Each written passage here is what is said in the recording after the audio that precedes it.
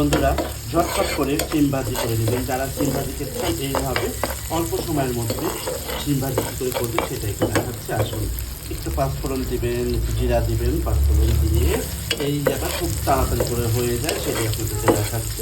আমাদের সময় কম, সেই কারণের জন্য এই ভাজিটা আমি করি কীভাবে দেখেন। এটা হলো যে আমি সিদ্ধ করে নিয়েছি, সিম আলু সিদ্ধ করে নিয়েছি, একটু লবণ দিয়ে একটু হলুদ দিয়ে দেওয়ার পরে এই যে দিয়ে দিলাম